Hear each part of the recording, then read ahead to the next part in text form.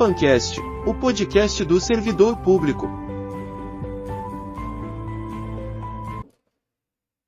Olá, sejam bem-vindos ao GPANcast, o podcast do gestor público. No episódio de hoje, vamos tratar sobre a nova lei de licitações e as inovações trazidas por ela.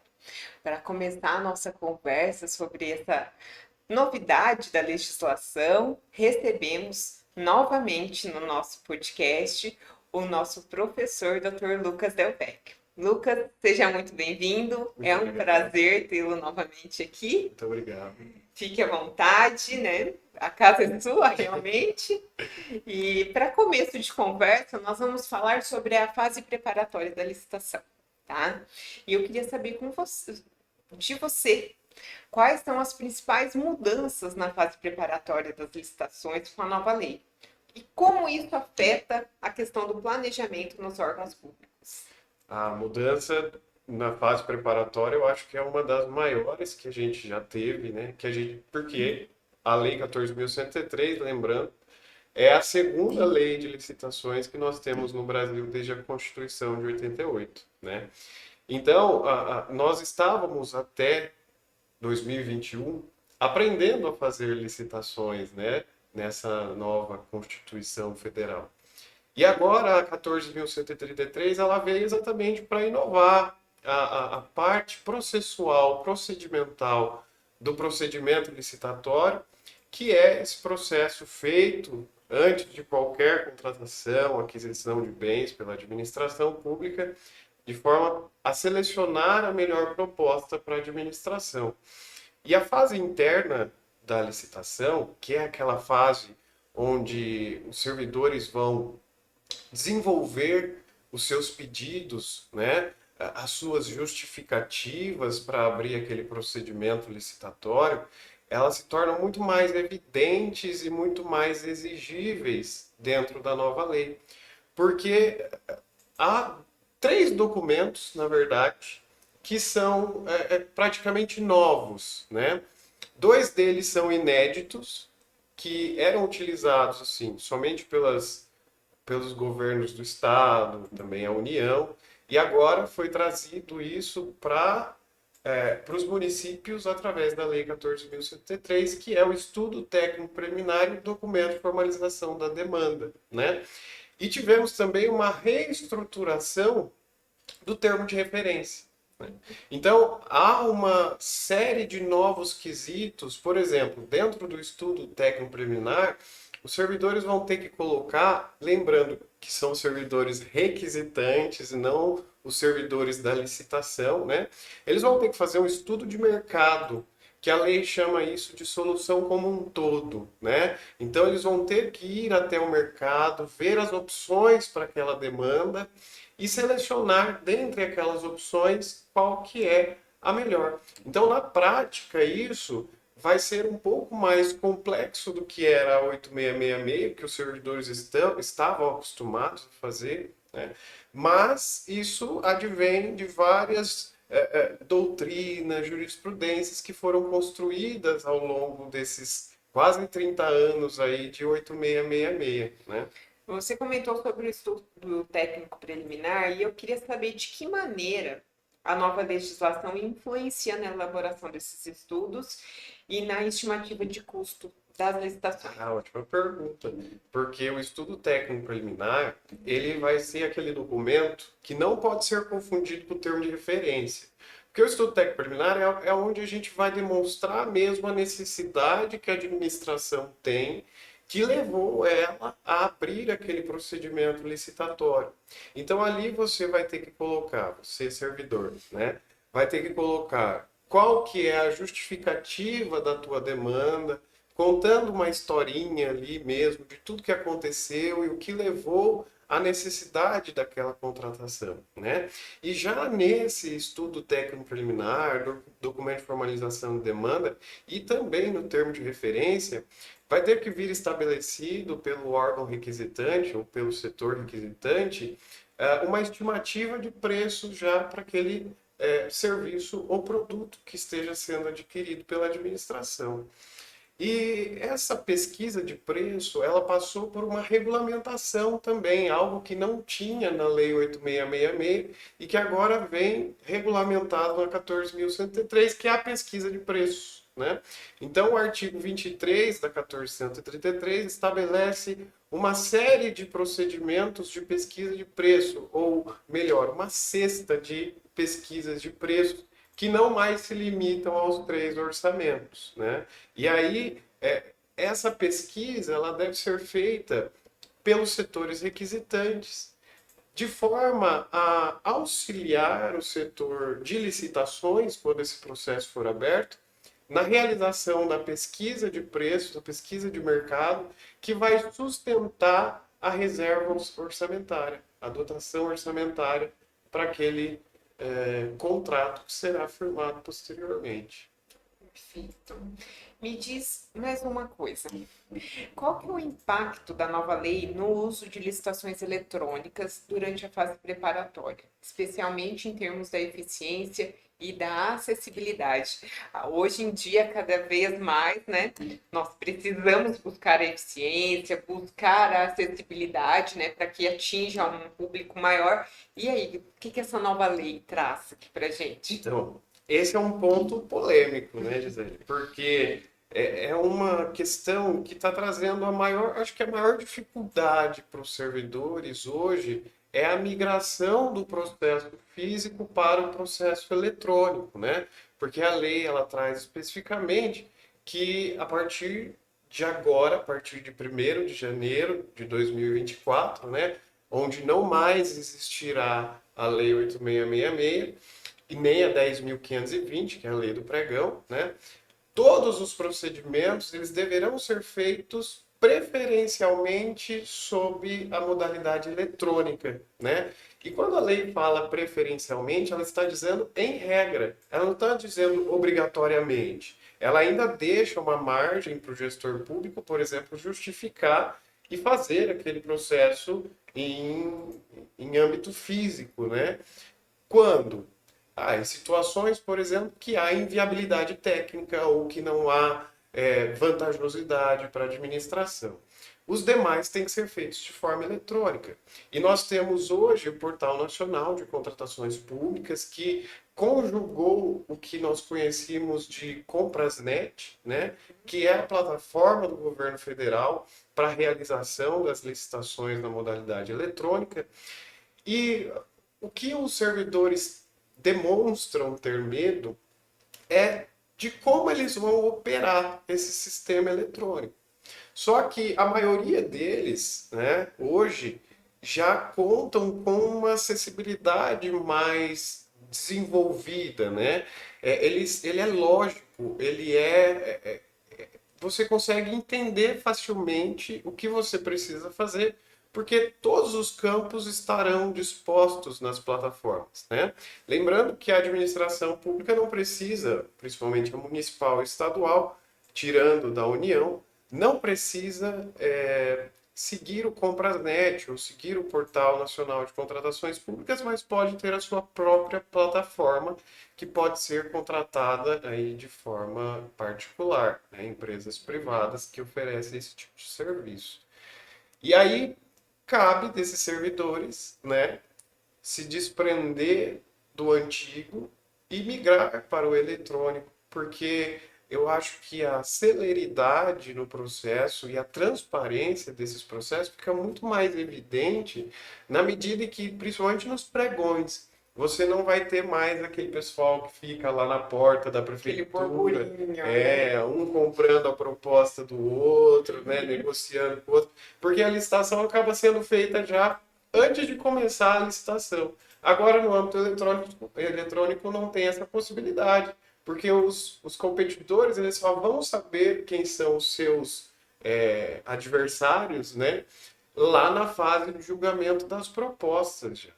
Então há aí um vácuo de conhecimento que faz com que esses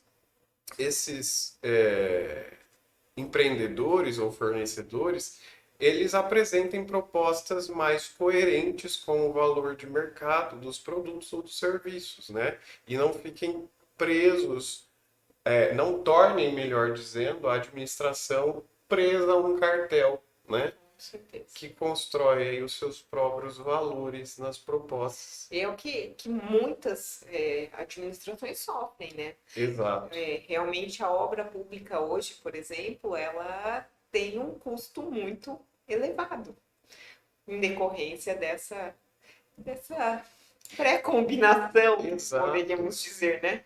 Mas a eficiência tem que ser prezada sempre, né? Tentar utilizar-se o recurso público da melhor maneira possível, né? Sim. E para isso a nova lei traz essas inovações, às vezes o servidor vai se sentir até um pouco aprisionado no começo, mas é uma transformação que com o tempo vão se colher novos frutos, né? Com certeza absoluta. Esperamos que seja assim, né? Sim.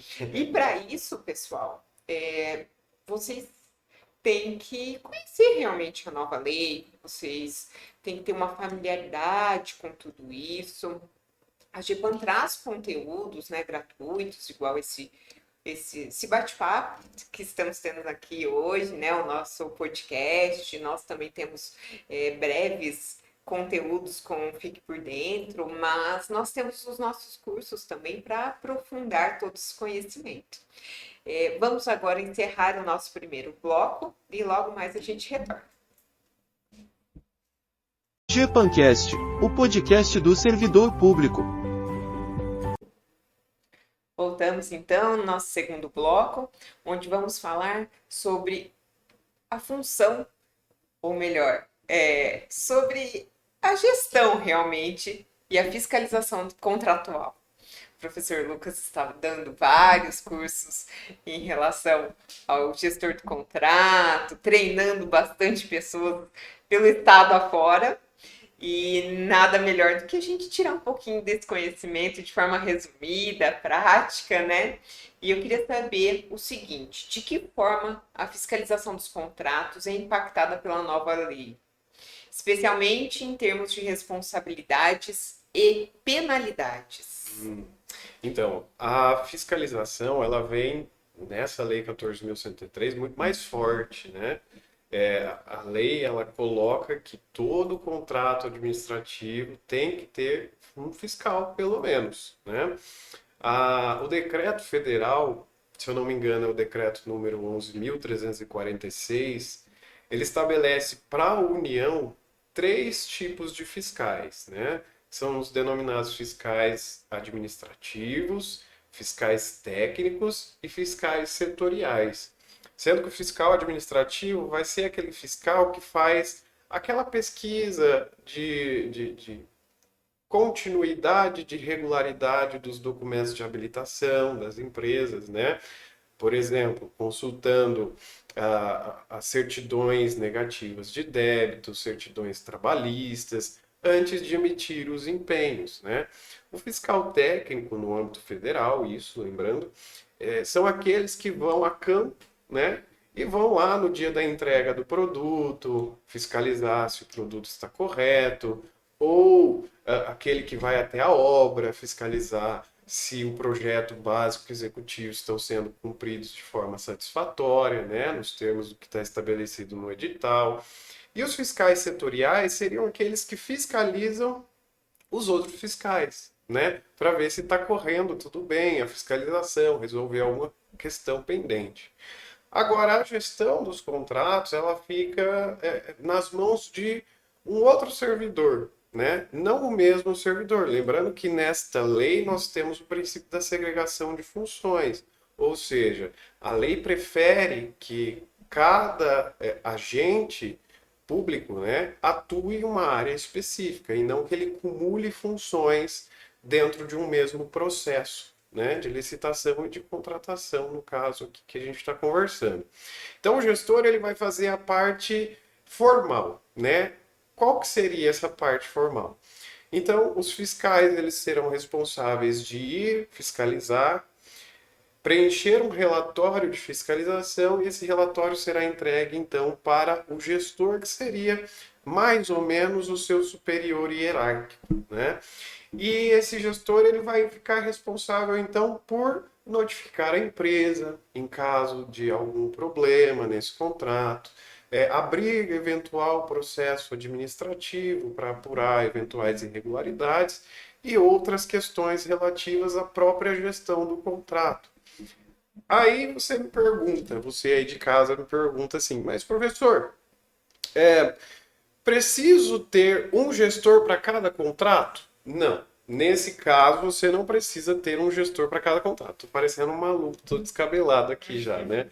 É muita conversa sobre licitações. E aí, você vai ter um gestor que ele pode ser geral, ou você pode também delimitar para cada contrato um gestor específico, né? Dependendo da área que for tratado aquele contrato administrativo. Mas tudo vai depender da regulamentação desses municípios, né? Porque nós temos o decreto federal que pode ser adotado ou não pela municipalidade, né? Ela que fica aí sob a escolha dela. E aí, se ela fizer o regulamento dela, ela pode sim estabelecer um gestor geral, fiscais individuais para cada um dos contratos, né? Mas é necessário ter. Se não houver a responsabilidade por eventuais danos à administração pública por conta de um serviço mal prestado e por conta da ausência de fiscalização, todos os responsáveis, e não mais apenas o chefe do executivo, vai ser responsabilizado por esses problemas que aconteceram durante a execução contratual, né? E é importante ressaltar aqui que os tribunais de contas, principalmente o Tribunal de Contas do Estado de São Paulo, já está fiscalizando a questão de haver fiscalização e gestão dos contratos administrativos, né? Então, ainda nos municípios que estão utilizando a 8666, os tribunais de contas já estão fazendo apontamentos por ausência de fiscais e gestores no contrato, né? E agora isso vem mais forte ainda na Lei 14.133. Então, pessoal, esse é um alerta para que vocês já fiquem conhecedores realmente dessa necessidade e que providenciem para que em breve, o quanto antes, né, vocês já se adequem a tudo isso. Você falou muito sobre controle, sobre fiscalização. Me fala uma coisa, como que a nova legislação vai impactar o papel dos órgãos de controle interno e externo na fiscalização dos contratos? Então, eu já adiantei a sua pergunta aí falando da fiscalização externa, que é realizada pelos tribunais de contas, né? E também pelo Poder Legislativo. Lembrando que o Tribunal de Contas é um órgão auxiliar do Poder Legislativo nessa questão de fiscalização das contas do Poder Executivo, né? Agora, o papel do controle interno ele é essencial, porque ele já faz essa prévia apuração, né, do que o Tribunal de Contas eventualmente vai apurar e vai eventualmente apontar também como uma irregularidade nesse processo licitatório.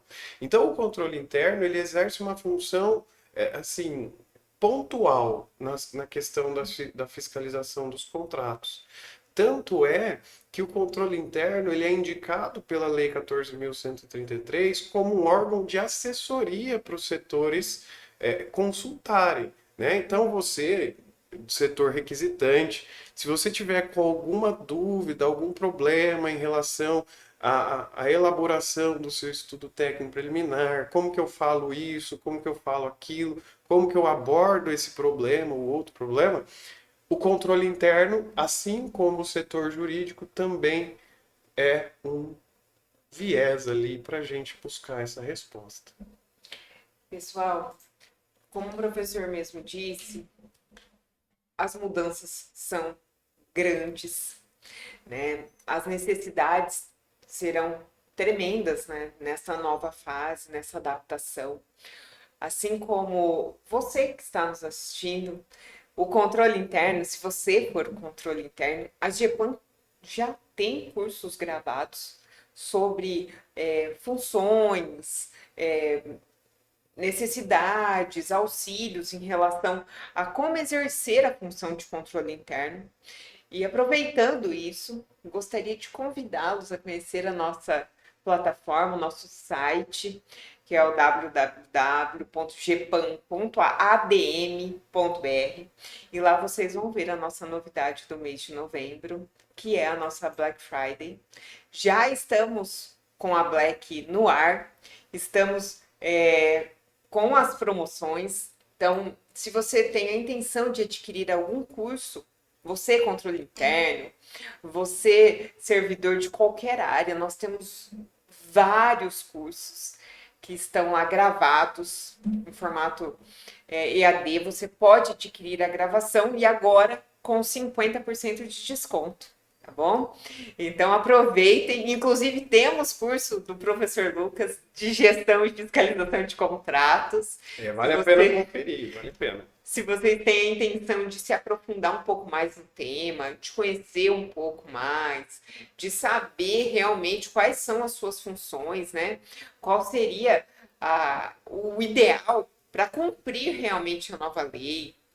Então, adquiram já esse curso. Vocês podem entrar em contato com o nosso suporte ou utilizar o cupom que está aparecendo aí na sua tela. Vocês podem colocar lá Black 50 para que vocês tenham o desconto de 50% no valor da inscrição. Então, a hora é agora, realmente, para que vocês não deixem para depois, porque daqui um mês e alguns dias a nova lei está por aí. Tá?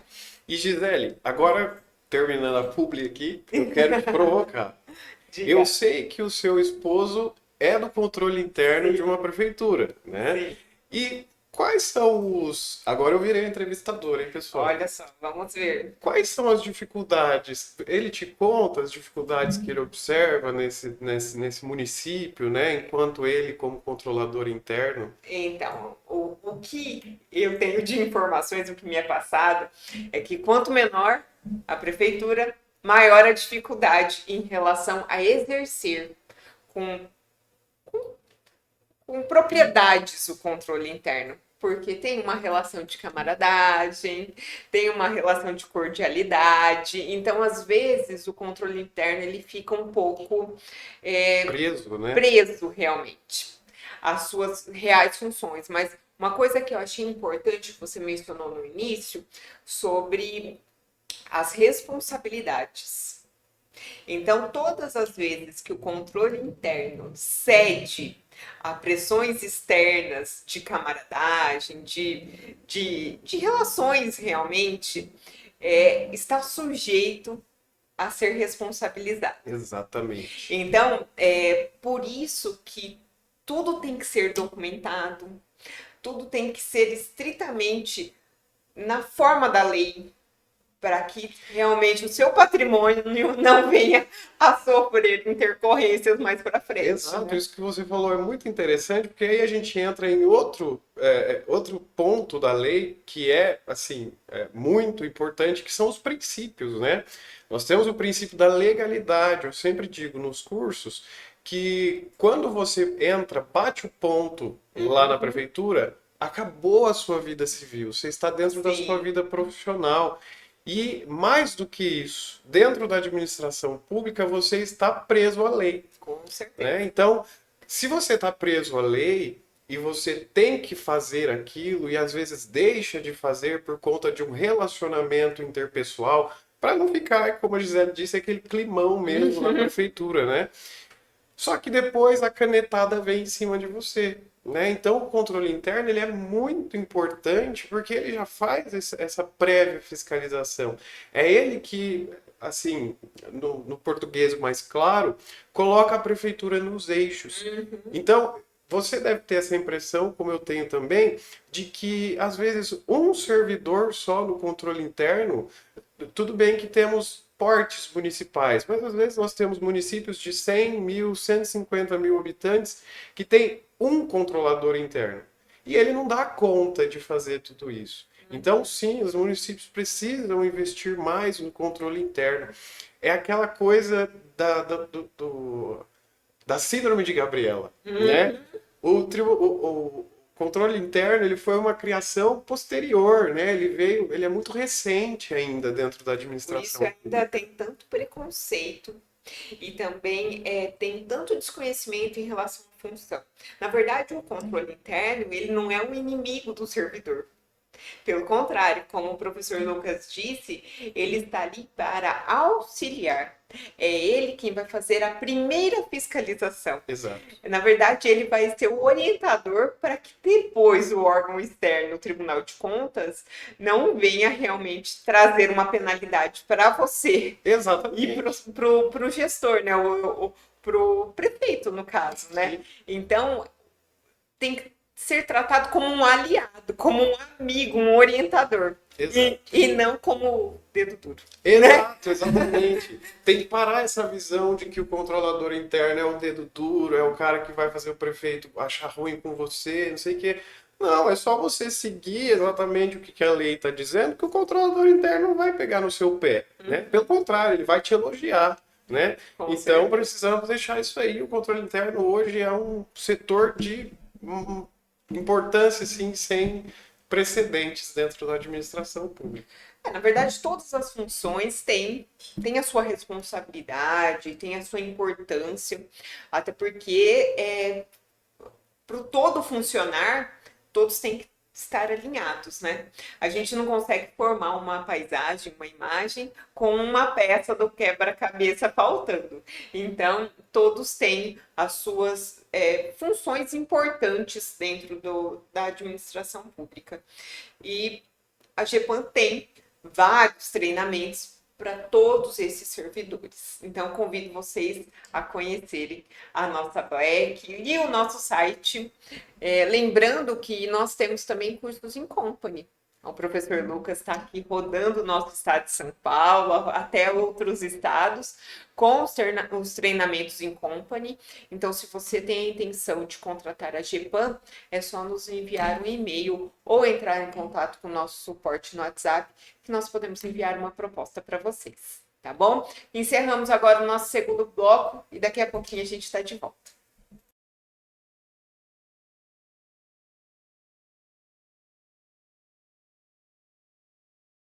GEPANcast, o podcast do servidor público. E agora, para fechar o nosso último e terceiro bloco, e eu queria ver com você, professor, um resumo geral aqui da sua exposição de hoje, uma sintetizada de tudo que a gente viu aqui. Opa, vamos lá. Então, a gente conversou sobre a fase interna da licitação, né? Especialmente dos documentos de formalização da demanda, do estudo técnico preliminar, termo de referência. Nós vimos a importância desses documentos para essa nova lei de licitações e o quanto os tribunais, né, de contas e também o controle interno são indispensáveis para auxiliar os servidores requisitantes na elaboração desses documentos, né? E também falamos sobre as responsabilidades civil, penal e administrativa que não mais serão aplicadas só ao prefeito, no caso dos municípios, né? Dos estados ao governador e assim na ordem que a gente conhece. Agora a responsabilidade é do gestor do contrato, do responsável pela pasta, né, pelo setor, dos fiscais, que são indispensáveis em todos os processos, os contratos administrativos, né? Então, hoje, a gama da licitação, ela está abordando as questões que a administração vinha com dificuldades, por exemplo, justificativa, fiscalização contratual.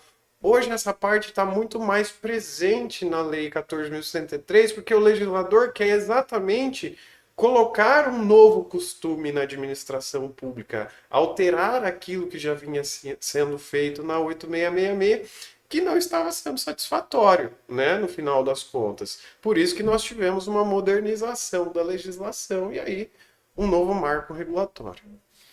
Legal, muito bom. Pessoal, como vocês viram,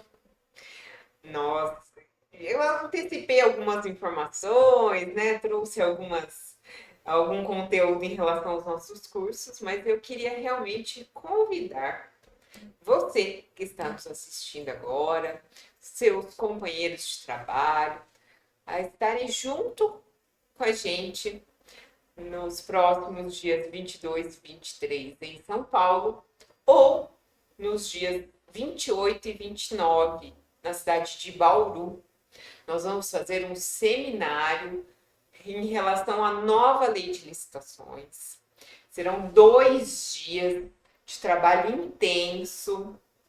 Será muita informação, muito conhecimento, muita troca com os nossos palestrantes, com os nossos participantes. Nós teremos o nosso diretor, o Antônio Moreno, como nosso anfitrião, e teremos a participação de 4 professores gabaritados, especialistas na área pública, para que você realmente saia com o conhecimento necessário e pronto para aplicar a nova lei de licitações. Olha, eu fiquei sabendo que o local onde vai ser realizado esses cursos é, ó, top, hein? É os servidores aí que gostam de dar uma voltinha. Aproveitem para ir lá nesse seminário, né? Trazer conhecimento de volta para casa e, melhor de tudo, desfrutar do local, também, né? Porque é um hotel, ó, chiquérrimo. Mas estamos ali numa boa localização em São Paulo e também para aqueles que estão mais para o interior, nós escolhemos um local bem agradável, que é a cidade de Bauru, num hotel que também traz um conforto desejado ali para todos nós. Pessoal, então nós vamos ter o seguinte: a primeira exposição com o Ivan Barbosa Rigolin, grande jurista, renomado, muito conhecido na área pública. Principalmente por suas críticas, né? Sim, é uma pessoa que tem um certo grau de acidez, né, em relação à lei de licitações, né? Então, vocês se preparem que nós não teremos só elogios, só floreamentos, mas também críticas construtivas para o seu dia a dia. Teremos o professor Lucas Del Vecchio, o professor Dr. José Carlos Pacheco de Almeida, que é o nosso diretor jurídico, e também o professor Leonardo Vieira de Souza, que também faz parte do corpo jurídico da GEPAM. Vocês já conhecem, né, de longa data todo esse pessoal, mas agora a gente trouxe também o Ivan, que vai nos auxiliar ali, vai trazer um conhecimento a mais para nós, mas vai ser uma junção de fatores, vai ser um conglomerado ali de informações, de trocas. Então, queria convidar todos vocês a entrarem no nosso site, ver o nosso o programa completo, para que vocês entendam um pouco mais. Qualquer dúvida, vocês podem nos chamar no WhatsApp, vocês podem chamar ali por e-mail, telefone, fiquem à vontade, tá bom? E lembrando, Gisele, que nós vamos tratar nesse seminário sobre o processo completo da licitação, desde o seu comecinho, lá pelo pedido do servidor requisitante, até a etapa de execução contratual, né? Então, você que for aí prestigiar esse curso, você vai sair dali sabendo de cabo a rabo o que alterou na Lei 14.133, quais são as inovações, né? Quais são as diferenças.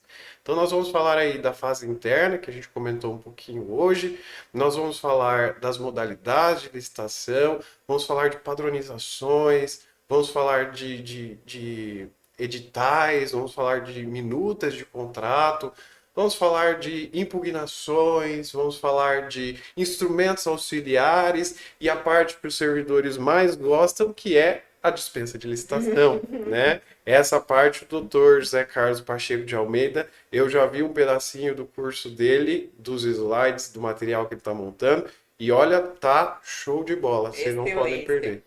O interessante é que cada professor tem um aprofundamento em determinada área, tornou-se especialista, né, daquela área e trouxe ali de forma bem profunda um conhecimento bem elaborado, um material bem legal para vocês, inclusive com modelos, né? Então, hoje, o quanto pudermos facilitar, melhor. Então, a gente traz um roteiro para que você saia ali já preparado Além do conhecimento teórico, também teremos essa parte mais prática, que são a disposição de modelos.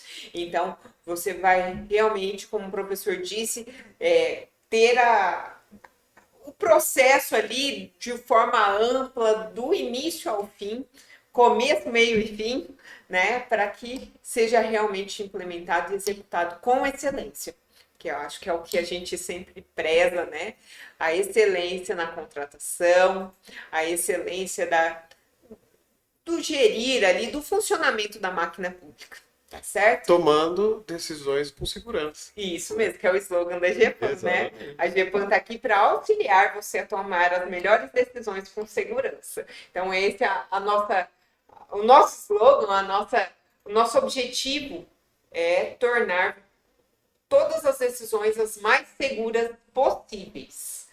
Tornar você não só na assessoria, né? Mas tornar o servidor capaz. Né? Exatamente. Que eu acho que é o maior ponto-chave aí, é não só assessorar, né? Mas é profissionalizar o servidor, né? Porque não adianta nada a gente chegar lá, a gente olhar documento, fazer os apontamentos, né? Auxiliar ali na tomada de decisões e o servidor ficar preso a nós, né? Nós precisamos dar liberdade para esse servidor no quesito de conhecimento, para que ele possa, a partir de um primeiro momento que a gente apresenta aquela questão para ele, nas próximas vezes ele não repita a mesma situação, né? E para o que precisar, estaremos aqui para dar um apoio, um Exatamente. suporte a todos vocês. Então, agradeço o professor Lucas, agradeço a disposição do dia, agradeço você que está nos ouvindo e conto com a presença de vocês no nosso seminário. Vai ser o nosso evento para finalização do nosso ano, o encerramento dos nossos eventos presenciais, agora de 2023, que eu posso dizer com segurança que foi um sucesso. O nosso ano de cursos, a nossa escola de governo da GEPAN, ela está crescendo e a cada dia mais nos trazendo felicidades. Então, eu espero que você tenha gostado deste episódio. Compartilhe com seus amigos, com seus colegas. Se inscreva aqui no nosso canal para receber as notificações, o nosso quadro Fique por Dentro.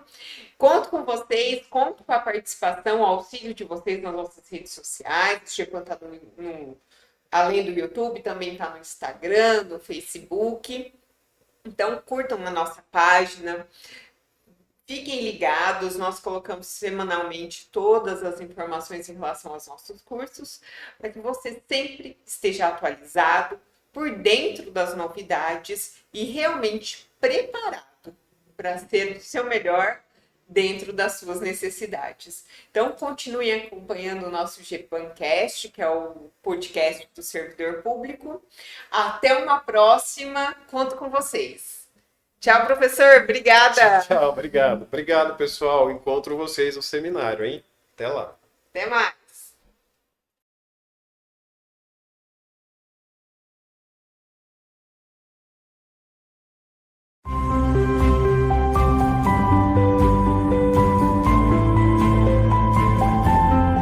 GEPANcast, o podcast do servidor público.